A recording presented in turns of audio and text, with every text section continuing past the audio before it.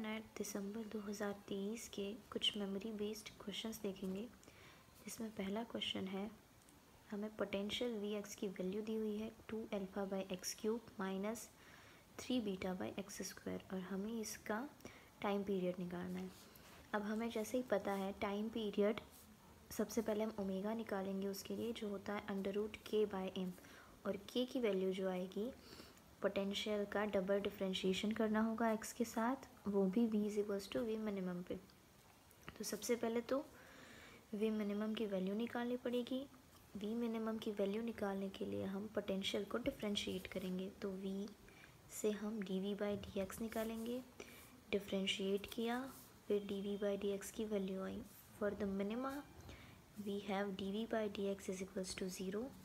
इसको इक्वेट किया और वहाँ से हमने x की वैल्यू निकाली जो आई हमारी अल्फ़ा बाई बीटा के बराबर। अब next dv by d x तो निकल गया जिसके लिए x आया। Next d2v by d x square निकालेंगे। अगेन इस वाली dv बाई डी एक्स की इक्वेशन को डिफरेंशिएट किया, इस तरीके की वैल्यू आई हमारे पास। अब इसमें हम x की वैल्यू प्लेस कर देंगे दोनों जगह पे, तो हमारी ये जो इक्वेशन है वो कुछ इस तरीके से चेंज हो जाएगी।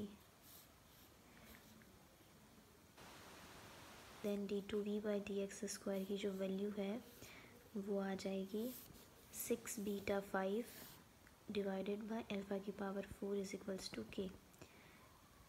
देन ओमेगा की वैल्यू आ जाएगी under root k by m, omega होता है 2 पाई बाई टी, तो वहाँ से टाइम पीरियड आ गया।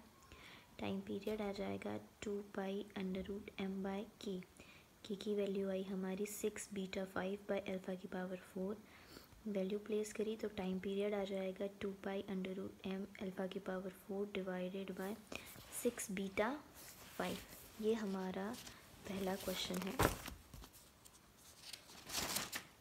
नेक्स्ट हम देखेंगे for the expression y is equals to a plus b का whole bar plus c bar, how many minimum number of 2 input NAND gate are required. अब 2 input NAND gate के लिए हमारा जो circuit बनेगा वो कुछ इस तरीके से बनेगा, a bar b bar, then उसके बाद a plus b, and after that a plus b का बार प्लस c बार। इसमें हमें पता चल रहा है क्लियरली कि हमें मिनिमम नंबर ऑफ जो 2 इनपुट नैंड गेट चाहिए वो 4 हैं, तो तुम्हारा इसमें आंसर होगा 4।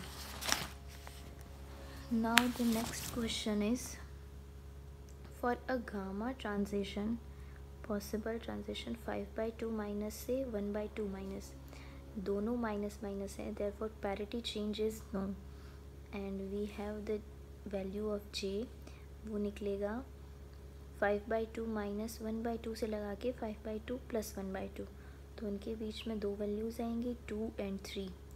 इलेक्ट्रिक मल्टीपोल और मैग्नेटिक मल्टीपोल निकालने पड़ेंगे। फॉर इलेक्ट्रिक मल्टीपोल जो पैरिटी है वो -1 की पावर l से निकलेगी, और फॉर द मैग्नेटिक मल्टीपोल जो पैरिटी है वो -1 की पावर l प्लस 1 से निकलेगी। अब हमारे पास 2 है और 3 है, तो अगर l is equals to 2 place करेंगे इन दोनों में, तो जो इलेक्ट्रिक मल्टीपोल वाला है वो इनवेरिएंट रहेगा, वहाँ पे हमारी पैरिटी चेंज नहीं हो रही, क्योंकि -1 की पावर 2 करेंगे तो वो पॉजिटिव आएगा।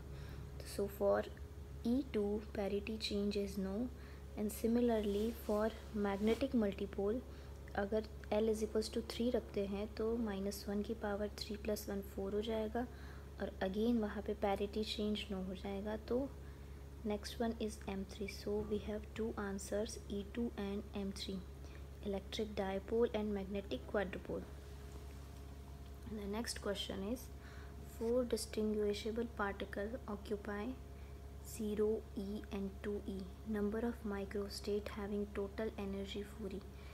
हमने इन्हें 4 distinguishable particles हैं, मतलब चारों अलग अलग a b c d ले लिए हैं, 0 e 3 e में डिवाइड कर दिया है, और यहाँ निकाला है वो माइक्रोस्टेट्स लिखे हैं जिनकी एनर्जी 4 e होगी।